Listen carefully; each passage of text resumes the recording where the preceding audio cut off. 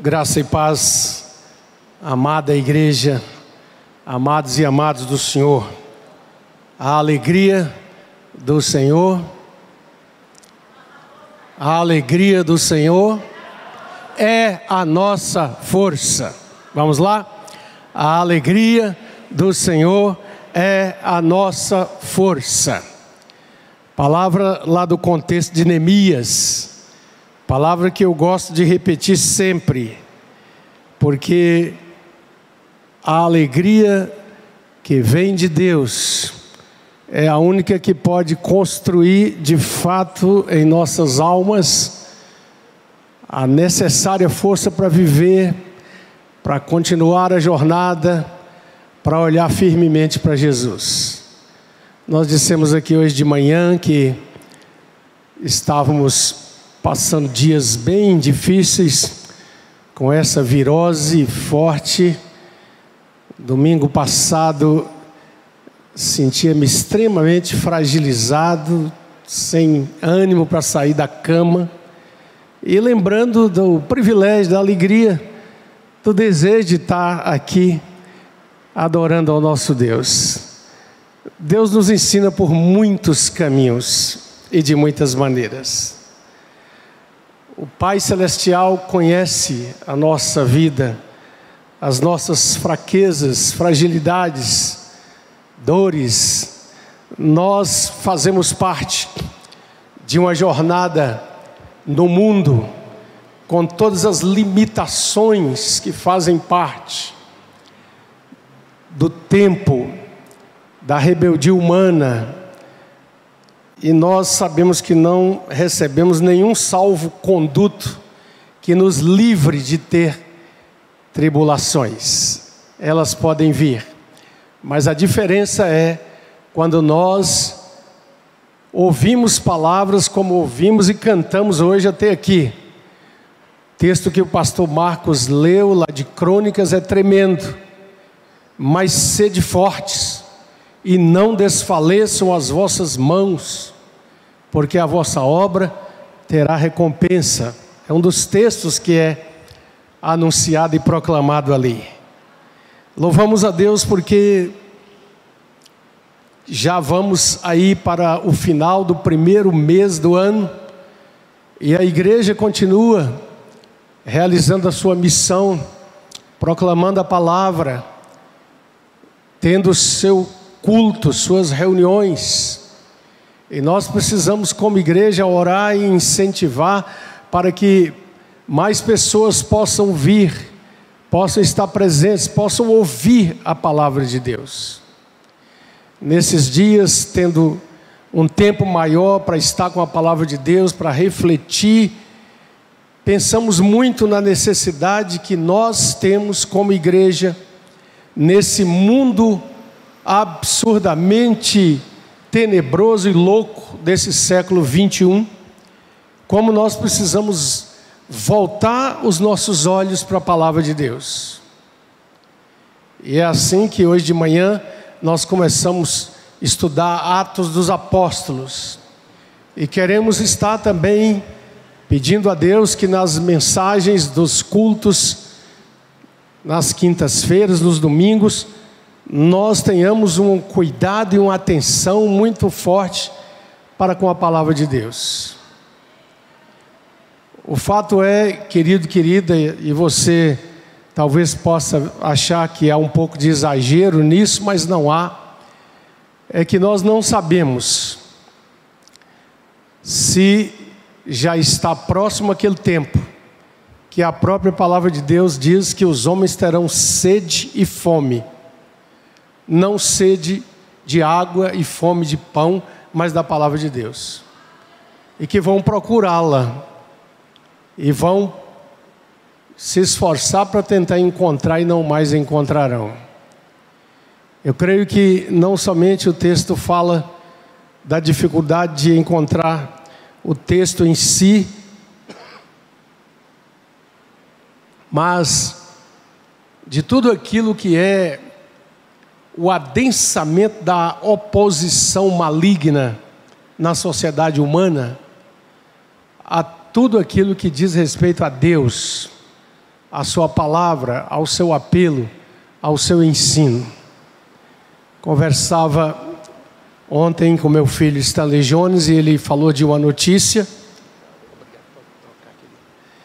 que ele recebeu de uma lei que está prestes a ser aprovada no Canadá, onde absolutamente será criminalizado todo e qualquer chamado discurso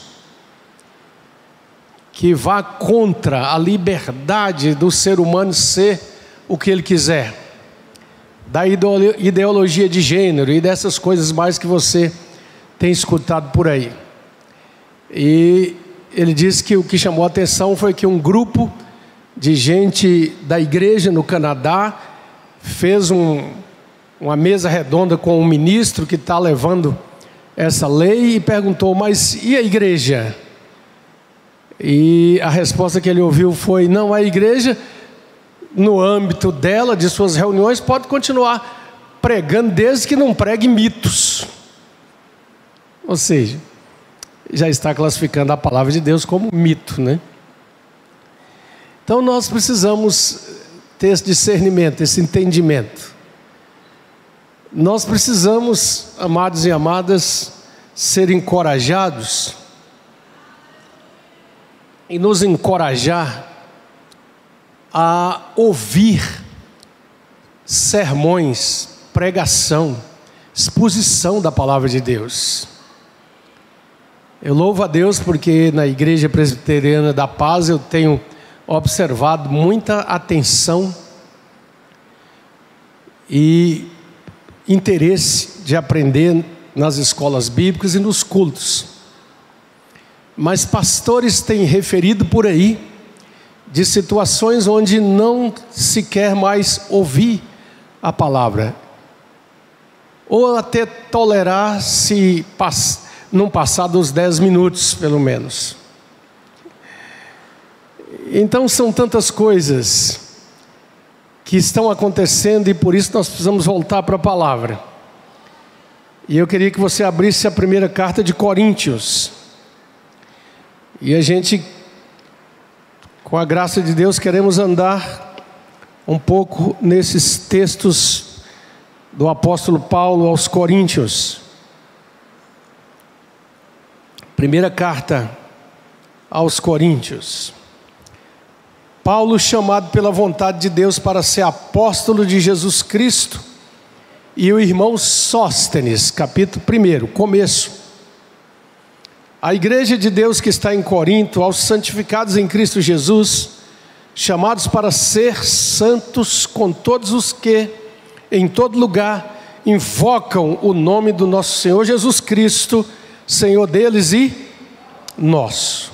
Graça a vós outros e paz da parte de Deus nosso Pai e do Senhor Jesus Cristo. Verso 4 a 6, vamos juntos? Sempre dou graças a meu Deus a vosso respeito, a propósito da sua graça que vos foi dada em Cristo Jesus, porque em tudo fostes enriquecidos nele, em toda a palavra e em todo o conhecimento. Assim como o testemunho de Cristo tem sido confirmado em vós, de maneira que não vos falte nenhum dom, aguardando o quê? A revelação de nosso Senhor Jesus Cristo, o qual também vos confirmará até o fim, para serdes irrepreensíveis no dia do nosso Senhor Jesus Cristo.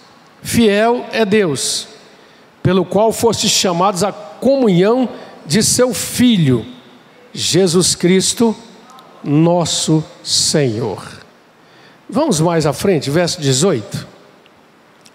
Certamente a palavra da cruz é loucura para os que se perdem, mas para nós que somos salvos, poder de Deus, pois está escrito: destruirei a sabedoria dos sábios e aniquilarei a inteligência dos instruídos.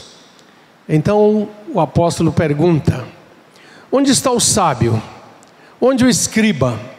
onde o inquiridor deste século, porventura, não tornou Deus louca a sabedoria do mundo? Versos 21, vamos juntos. Visto como na sabedoria de Deus, o mundo não o conheceu por sua própria sabedoria, aprove a Deus salvar os que creem pela loucura da pregação. Porque tanto os judeus pedem sinais, como os gregos buscam sabedoria. Mas nós pregamos a Cristo crucificado, que é escândalo para os judeus e loucura para os gentios. Mas para os que foram chamados, tanto judeus como gregos, nós pregamos a Cristo, que é o poder de Deus e a sabedoria de Deus. Porque a loucura de Deus é mais sábia do que os homens, e a fraqueza de Deus é mais forte do que os homens. Irmãos, reparai, pois, na vossa vocação, visto que não foram chamados muitos sábios segundo a carne, nem muitos poderosos, nem os de nobre nascimento. Pelo contrário, Deus escolheu as coisas loucas do mundo para envergonhar os sábios, e escolheu as coisas fracas do mundo para envergonhar as fortes. E Deus escolheu as coisas humildes do mundo, e as desprezadas, e aquelas que não são, para reduzir a nada as que são, a fim de que ninguém se vanglorie na presença de Deus. Você pode ficar de pé um pouquinho?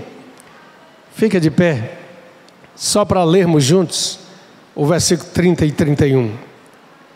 Diga com convicção: mas vós sois dele, em Cristo Jesus, o qual se tornou da parte de Deus sabedoria, justiça, santificação, redenção. Quais são as 4 coisas? Sabedoria, justiça, redenção e santificação, para que, como está escrito, aquele que se glorie, glorie no Senhor. Aquele que se glorie, glorie-se no Senhor. Diga: aquele que se gloria, glorie-se no Senhor. Aplauda a palavra de Deus. Ela é palavra para a nossa alma, para o nosso coração. Amém? Pode sentar, vamos orar. Pede a Deus uma palavra para o seu coração, para a sua vida, para o seu aprendizado, para o seu crescimento. Faz uma oração pedindo a Deus para que você não tenha sono quando ouve a palavra de Deus, nem tédio, nem vontade de estar em outro lugar, nem fique cochilando. Pede a Deus. Jesus falou que tudo a gente tem que pedir, e muitas vezes, olhando para as nossas fraquezas e misérias, nós precisamos disso, de rogar sempre isso a Deus. Ô Senhor, obrigado por tua igreja reunida, pela palavra do Senhor, pela graça do Senhor, pelo Espírito Santo, grande ensinador, o professor que abre o livro da vida e da história, da revelação e da graça, e nos ensina. Bendito seja o Senhor. Repreende o inimigo da palavra, a obra que ele executa de roubar a palavra, que ele não tenha lugar no meu coração e no coração dos meus irmãos e irmãs, que possamos levar cativos todos os pensamentos à cruz de Cristo, em nome dele. Amém, amém. Glória a Deus. Se você fechou, abre de novo a Bíblia, deixa a palavra te falar aí, nessa maravilhosa carta, primeiro capítulo de 1 Coríntios. Há um programa interessante, eu creio que alguns aqui já viram, que apresenta grandes cidades do mundo, vistas assim de cima. E é muito interessante quando a gente consegue ver com a acuidade com que as câmeras hoje trazem as coisas, né? A visibilidade, a distinção, e a gente vê as belezas naturais, aquela região ali do Mediterrâneo, as próprias grandes cidades brasileiras, e a gente vai, como que a filmagem vai se aproximando, até mostrar o cotidiano, aquele dia a dia da cidade ali, na sua agitação, na sua vida de cada dia. Quando nós olhamos para o texto bíblico, nós não podemos nos esquecer que essa cidade de Corinto, cidade grande já lá no primeiro século, importante dentro do contexto do Império Grego, que depois é dominado, substituído pelo Império Romano, uma cidade de comércio, uma cidade de agitação, uma cidade de religiosidade da pior espécie que você possa pensar, cultos a entidades demoníacas, práticas terríveis, uma cidade de distinção de classes sociais, de perseguição a determinadas pessoas, de escravos, de exploração e de tudo mais. Mas é interessante porque naquela cidade nos é apresentado essa palavra dizendo que ali estava a igreja de Deus. Chegou lá. Abra sua Bíblia, volte um pouquinho, marca 1 Coríntios 1 e vai em Atos capítulo 18. E você vai ver como foi que o Evangelho, que agora caminha a partir da grande mensagem dos apóstolos enviados pelo mundo, e Paulo chega na cidade de Corinto. Ele entra nessa grande cidade. É interessante porque Deus age de maneira preciosa, conduzindo as coisas, porque lá, ao chegar lá, Paulo encontra um casal precioso, que estava lá fugindo, porque o imperador de Roma mandou os judeus tudo indo embora. E ele encontra Áquila e Priscila. E Áquila é um varão que sobrevive no mesmo ofício de Paulo, fazer tendas, que era um produto muito útil, muito necessário naquele tempo. E diz que Paulo vai para a casa de Priscila e de Áquila, se aproxima deles, eles fazem tendas juntos. E como era costume de Paulo, todo sábado ele sai e vai na sinagoga.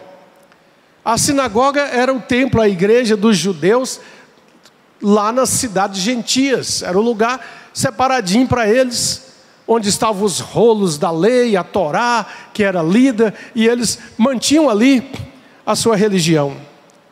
E Paulo vai primeiro à sinagoga, ele prega o evangelho primeiro para os judeus.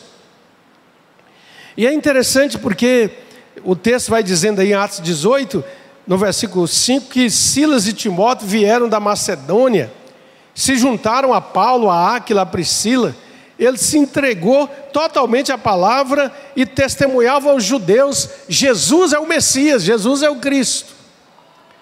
Mas os judeus começaram a zombar, embora alguns, e acontece inclusive a conversão do principal da sinagoga, no capítulo 8, ele e toda a sua casa, e também muitos dos coríntios ouvindo, criam e eram batizados. Olha que negócio bacana. Numa cidade incrédula, numa cidade cheia de todo o desvio que se pode pensar do coração humano, o missionário do evangelho chega, começa a pregar, Deus começa a trabalhar no coração das pessoas, eles são batizados e formam ali uma igreja.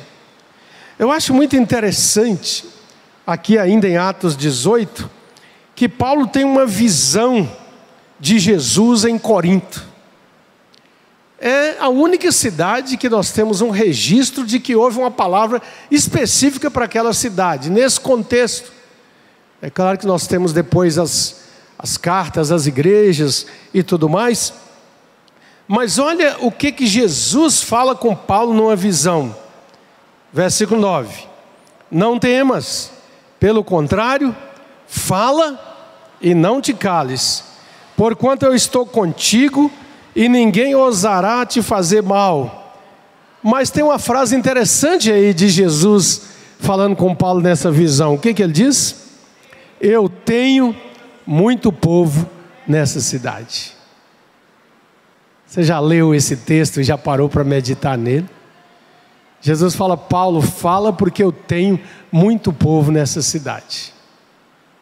Nós precisamos discernir a graça de Jesus estendida por toda parte, mas nós devemos sempre pensar quanto povo Deus tem na cidade de Montes Claros, no meio dos seus mais de 400 mil habitantes. Povo que ainda não veio ao conhecimento da graça salvadora de Cristo Jesus. E é por isso que a igreja vai estar aqui até o dia que encerrar o tempo da graça e da consumação de todas as coisas. Corinto tinha toda essa rede de maldade, de prostituição. Havia até um lugar onde eram prestados culto a entidades com prostitutas cultuais e coisas assim. Mas Corinto tinha lá plantada a igreja de Jesus Cristo. E isso deve nos animar e incentivar e encorajar sempre. Algumas coisas que nós vemos aqui sobre esta igreja. Primeiro, a igreja de Cristo está presente conforme a sua promessa. Jesus falou para os discípulos em Atos: recebereis o poder do Espírito Santo e sereis minhas testemunhas onde? Jerusalém, Judeia, Samaria e até os confins da terra. E Paulo vai até lá. Áquila e Priscila vão para lá. E Deus cumpre na história o seu momento. Olha para o texto, volta para 1 Coríntios. Nós queremos uma igreja bíblica. Uma igreja, eu disse hoje de manhã, que sabe folhear as páginas da Bíblia, que busca os endereços, que quer ouvir aqui na fonte a palavra do Espírito Santo de Deus. É dito aqui que essa igreja, no versículo 2, Paulo diz que eles são santificados em Cristo, chamados para ser santos, separados para Jesus, ainda que no meio de uma sociedade perversa. Diz que eles receberam algumas coisas tremendas, versículo 4 e 5. Eles foram enriquecidos, eles receberam graça, eles receberam a palavra, eles receberam o conhecimento espiritual. A igreja de Corinto alcança dons espirituais maravilhosos. Ela estava lá naquela cidade.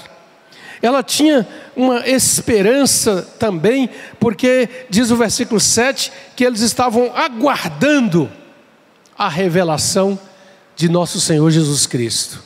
Naquele contexto eles esperavam a volta iminente de Jesus.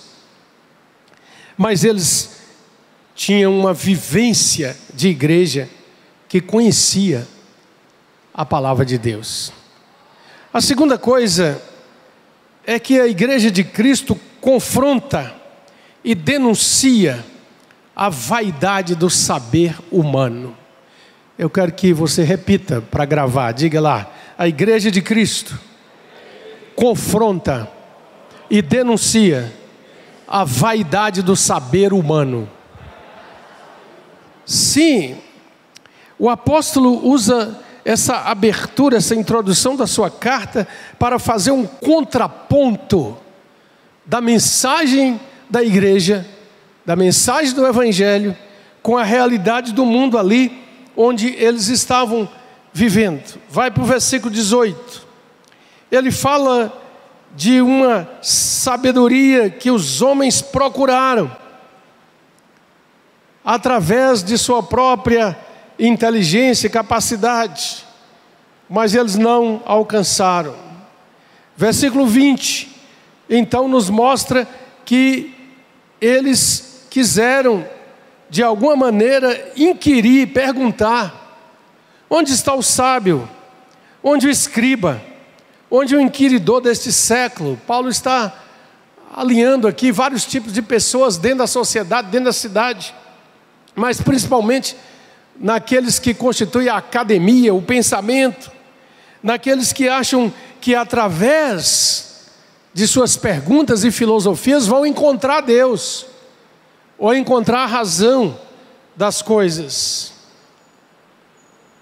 E ele fala de duas categorias de habitantes de Corinto e de gente do primeiro século que tinha essa dupla inclinação. Ele diz que os judeus buscavam sinais e os gregos buscavam sabedoria, no sentido da filosofia, do entendimento das coisas.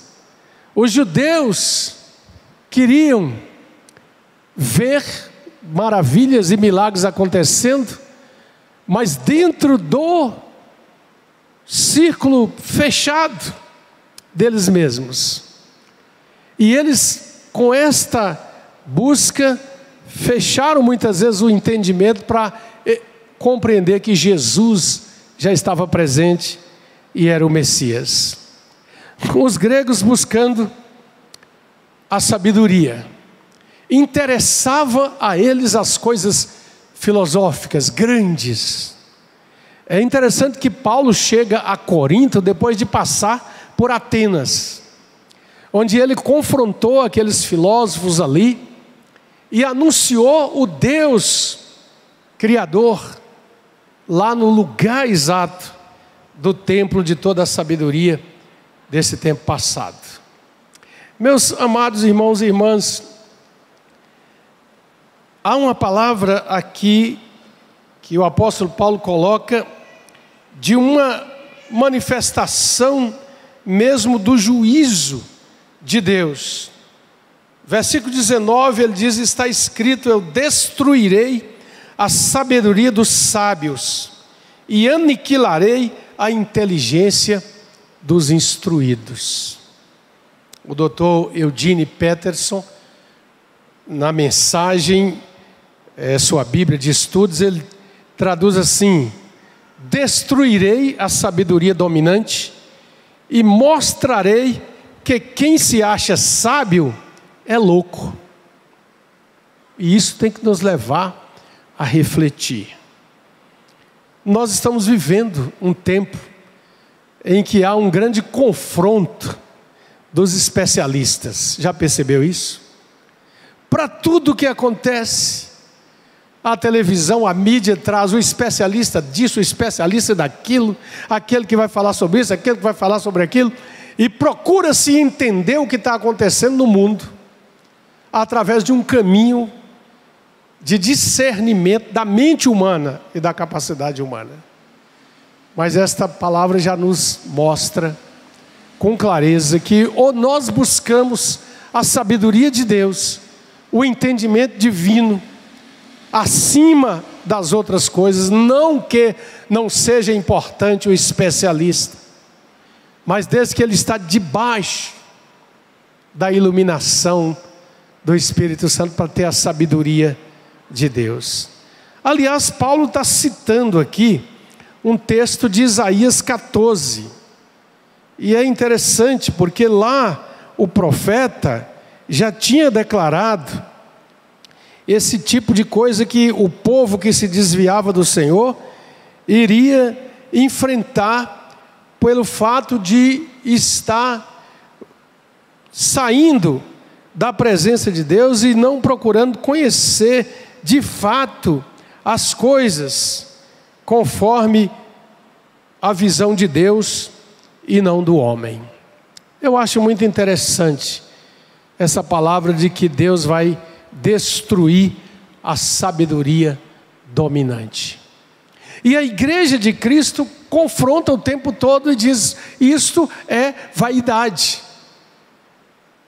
Toda essa arregimentação de coisas, de descrições, de filosofias e de propostas que não tenham lugar para a entrega submissa a Deus, não tem sentido. Terceira verdade é que a igreja de Cristo é firmada na gloriosa obra da cruz. Vamos dizer, a igreja de Cristo é firmada na gloriosa obra da cruz.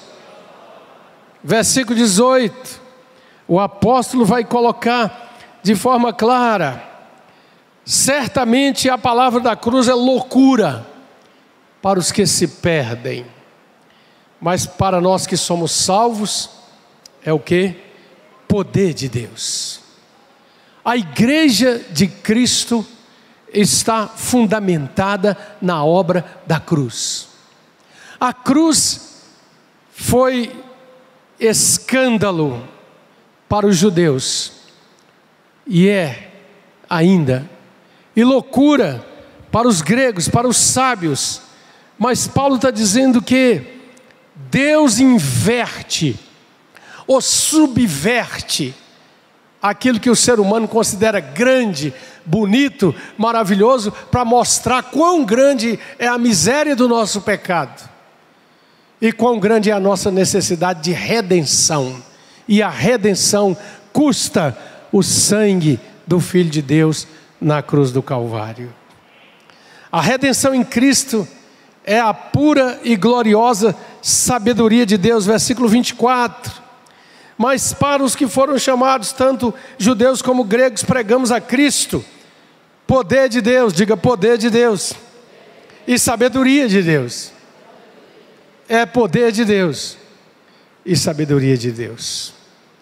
Uma vez um professor da universidade me disse: mas eu não posso aceitar essa história aí, Rodinon, do Evangelho, que fala de alguém ocupando o meu lugar. Não, eu é que devo fazer, eu é que devo ralar e me esforçar para obter o que eu quero.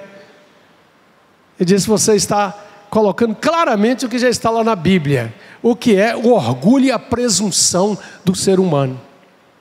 Aliás, você não é o primeiro foi Lucifer, era anjo de luz, e resolveu tomar a rebeldia e a atitude de querer ser mais do que Deus, porque a sabedoria do mundo, os grandes do mundo, que se orgulham dos seus títulos, eles estão baseados numa estrutura daquilo que a mente humana ou a inteligência humana é capaz de fazer, mas ao mesmo tempo percebendo o grande vazio e a falta de significado em suas vidas. Faça uma pesquisa e você vai descobrir que a maioria dos grandes filósofos, principalmente do século XVIII e XIX, terminou a sua vida em suicídio, porque a sua brilhante filosofia, procurando explicar todas as coisas, não os levou a chegar aos pés da cruz e dizer: eu nada sei, Senhor, e se tu não fizeres, eu também não posso fazer. E é por isso que o apóstolo diz que o Deus da cruz é o centro da nossa pregação. Versículo 23, mas nós pregamos a Cristo crucificado, escândalo para os judeus e loucura para os gentios. É a razão da pregação da igreja. O Senhor não nos enviou para pregar a respeito tão somente de dar uma melhorada no caráter humano. O Senhor não nos levou a pregar filosofia do positivismo para que eu e você possamos superar as lutas e tribulações da vida. O Evangelho não é um caminho de autoajuda. O Evangelho é a pregação que faz com que reconheçamos como Paulo: Cristo veio ao mundo para salvar os pecadores, dos quais eu sou o principal. E só quando nos quebrantamos e nos entregamos a Ele, nós vamos compreender o que está aqui no versículo 26 a 29, que o Eterno escolheu as coisas fracas, as coisas humildes, as coisas que parecem nada ser, para desmascarar as pretensões vazias daqueles que se julgam importantes. Porque nenhum de vocês diz a versão, a mensagem, pode contar vantagens diante de Deus. E é por isso que mais do que nunca nós somos chamados a sermos a igreja que caminha debaixo da mensagem da cruz. As pessoas que colocam a vida debaixo do governo da cruz, que fazem e buscam, como Paulo nos ensina pelo Espírito Santo, dizer: longe de mim esteja o gloriar-me, a não ser na cruz de Jesus Cristo, pela qual o mundo está crucificado para mim, e eu crucificado para o mundo. Vamos a algumas aplicações práticas para a nossa conclusão. Primeiro, nós somos um povo único, espalhado pela terra, unidos em torno do nome. Olha para a palavra de novo. Olha para a Bíblia, 1 Coríntios 1. A igreja de Deus que está em Corinto, aos santificados em Cristo Jesus, chamados para ser santos, sozinhos, isolados? Não, com todos os que, onde? Só em Jerusalém? Só em Montes Claros? Em todo lugar, invocam o nome de nosso Senhor Jesus Cristo. Somos uma igreja invisível, muitas vezes ao homem, espalhado por toda a terra. Fazemos parte de todos aqueles que invocam o nome, que estão debaixo do nome, que compreendem o poder do nome de Jesus sobre nossas vidas. Isso é maravilhoso.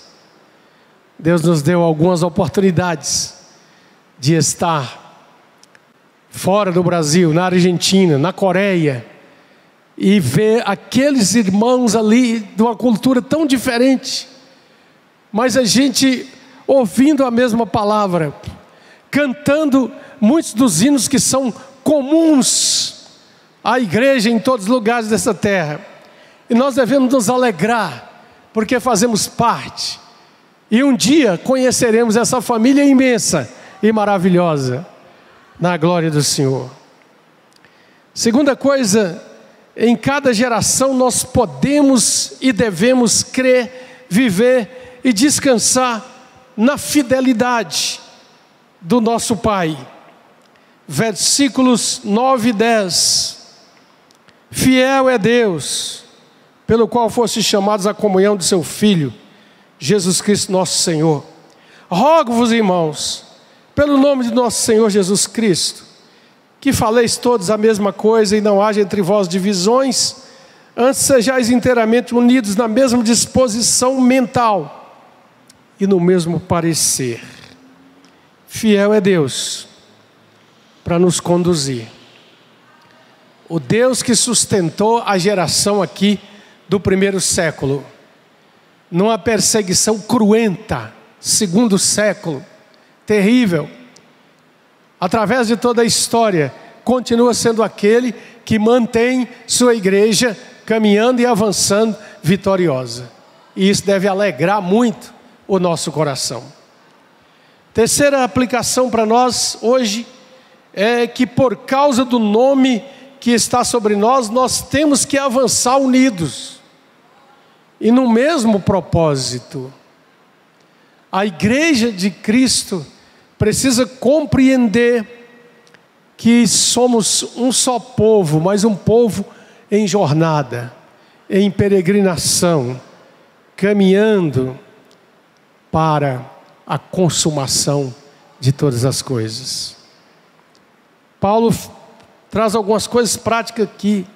Falar a mesma coisa, ou seja, o mesmo e eterno evangelho. Não provocar divisões no corpo.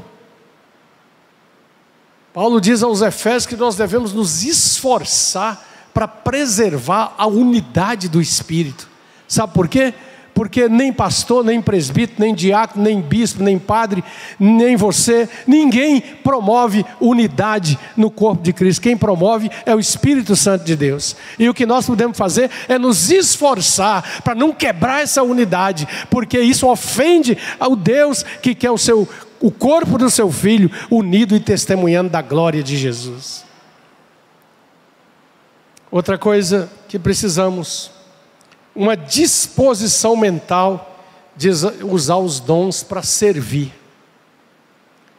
A igreja de Corinto teve alguns pecados, algumas falhas grotescas. E Paulo os exorta sobre isso. Porque eles começaram a criar partidos, a ver o evangelho numa dimensão assim. Não, eu gosto mais de Paulo, não, eu fico mais com a mensagem de Pedro, não, Apolo é mais amigo, e aquela coisa toda, e Paulo vai falar: nenhum de nós foi crucificado por vocês, vocês são a igreja de Cristo, quem salvou vocês foi o Deus vivo, e colocou vocês no seu Filho bendito. Que coisa triste é a igreja que tem partido. Para a tristeza do meu coração, conheci uma vez uma igreja que tinha nitidamente 2 partidos políticos da cidade ali identificados. Que tristeza, meu Deus. Como o nosso coração humano é pecador. Como nós precisamos da graça de Deus. Como nós precisamos olhar as coisas do ponto de vista de Deus. E mais do que nunca neste ano político aqui no Brasil, nós precisamos vigiar muito o nosso coração. Nós carregamos uma bandeira, a bandeira do Evangelho. Nós anunciamos uma mensagem, a mensagem que salva e que restaura. Nós pertencemos ao reino inabalável e à pessoa imutável, Jesus Cristo, o Senhor. Aleluia. Temos que nos lembrar disso, temos que dar glória a Deus por isso. Temos sim, querido e querida, compreender essa verdade, para que nós não sejamos enredados e iludidos pelas promessas vãs dos homens. Precisamos da sabedoria de Deus. E finalmente, precisamos proclamar a cruz, o Evangelho da graça, no poder do Espírito Santo. Encontrei-me num dos encontros lá da 8ª igreja, com um jovem, lá da cidade de Araçuaí. O pastor Jeremias o convidou para estar lá naquela reunião de pastores, embora ele não fosse pastor, mas porque chegou até Belo Horizonte o impacto do trabalho desse moço, que vendia frutas na rua, arrumou um carrinho,